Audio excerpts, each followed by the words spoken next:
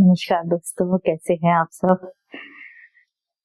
कभी-कभी हमने देखा है कि कोई-कोई परिवार है ना अपने बहू जैसे ही उनके घर में गृह प्रवेश बहू बहू का होता है, वो खानदानी हो जाते हैं, अचानक से खानदानी हो जाते हैं और उनकी हर बात में हर उनका जो रीति-रिवाज है, उनका रहन-सहन है, सब में एक खानदानीपन झलकने लगता है। मैंने कुछ-कुछ परिवार तो ऐसे देखे हैं कि जिनके पास रायता खाने के लिए भी चम्मच नहीं था, वो उँगली से चाट-चाट के रायता खाते थे, लेकिन बहू आ गई तो एकदम इतने खानदानी हो गए कि उनको सोने की चम्मच और चांदी की चम्मच दिखाई देने लगी। तो ऐसे परिवारों में जो बहुएँ आती हैं, उनको एडजस्ट करने में बहुत ज़्यादा तकलीफ होती है, क्योंकि उनके ऊपर एक एक्स्ट्रा बर्डन रहता है।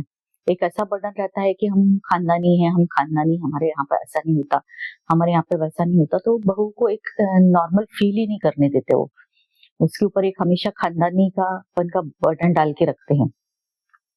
ऐसा ही एक किस्सा मैंने अपने रिश्तेदार के यहाँ देखा कि जब उनकी बहू आई, तो उन्होंने इसी तरीके का एटीट्यूड रखना शुरू कर दिया कि हम खानदानी हैं।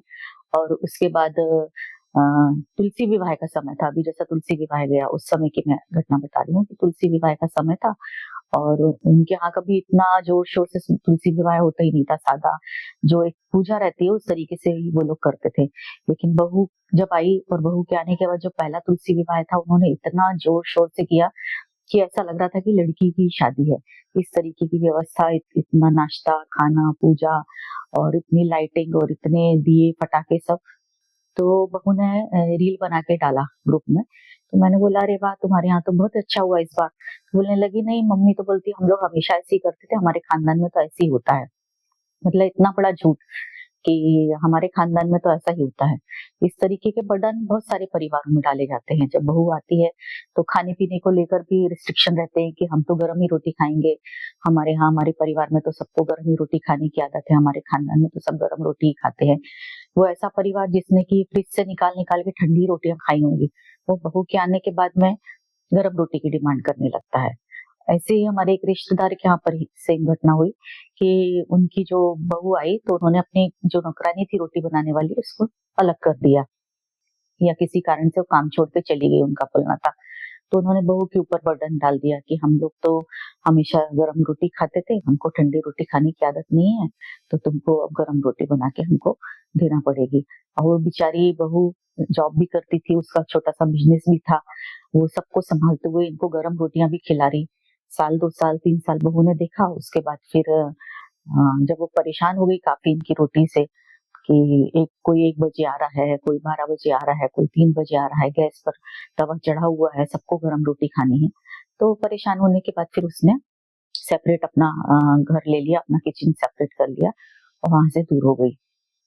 तो जब इस तरीके की घटनाएँ हम अपने समाज में देखते हैं, तो हम दोष देते हैं बहू को, हम दोष देते हैं लड़कियों को।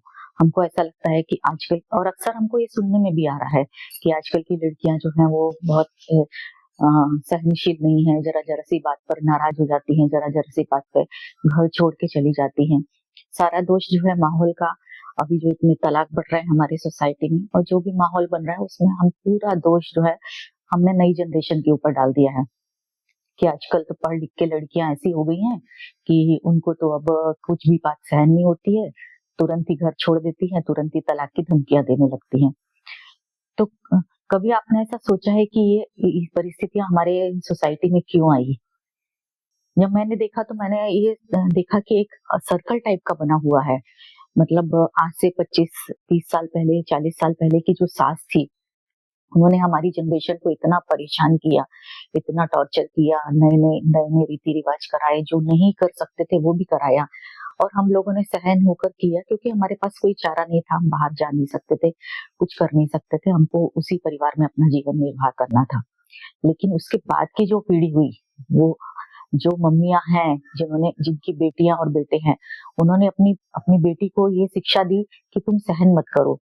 हमने जो सहन कर लिया ना, हमने जैसे दिन निकाल लिए ना, अब तुम वैसे दिन नहीं निकालना। हमारे साथ हो गया, हम वो तुम्हारे साथ नहीं होने देंगे। तो उन्होंने अपनी बेटियों को असहनशील बनाना शुरू कर दिया।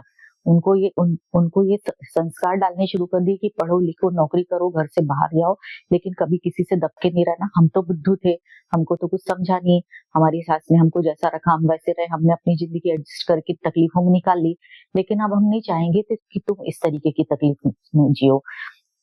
तो जब वो बेटी फिर वापस बहू बनी और उस माहौल में गई, तो उसको जो उसकी माँ ने बताया था कि सासें इस तरीके से रहती हैं या इस तरीके का व्यवहार करती हैं, वही उसको अगर माहौल परिवार में मिलता है और वो वहां एडजस्ट होने में तकलीफ हो रही है, तो चूंकि उसके ऊपर संस्कार ये है कि अब हमको सहन नहीं करना है, तो वो जल्दी ही वहां से निकलने की कोशिश करने लग जाती है, क्योंकि उसमें ये वो संस्कार डाल दिए गए हैं कि अब हमको सहन नहीं करना है, हम अपने पैरों पर खड़े हैं, अब हम अर्निंग कर सकते हैं, हम अपने बाहर रह के काम कर सकते हैं, हमको कुछ सहन करने की जरूरत नहीं।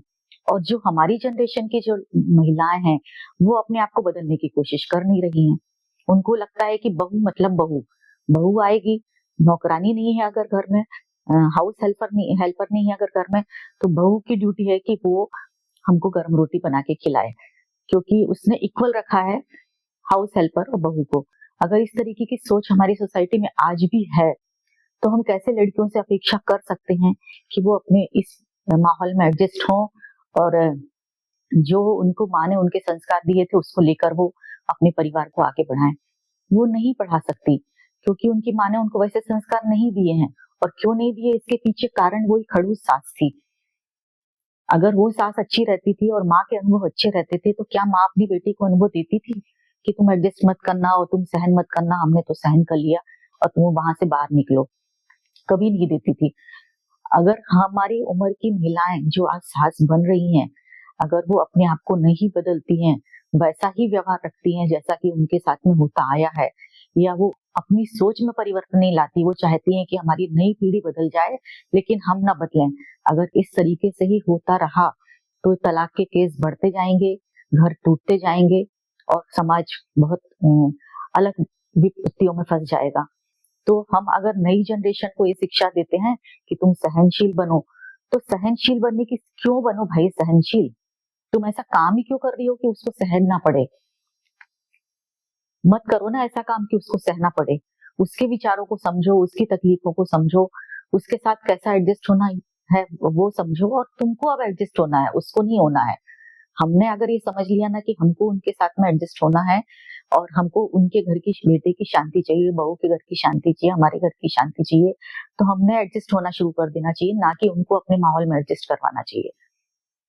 और दूसरा, आजकल की लड़कियां इतनी स्मार्ट है, इतनी पढ़ी लिखी है, उनको सब समझता है। उनको ये भी समझता है कि कहाँ एडजस्ट करना है और कहाँ एडजस्ट नहीं करना है।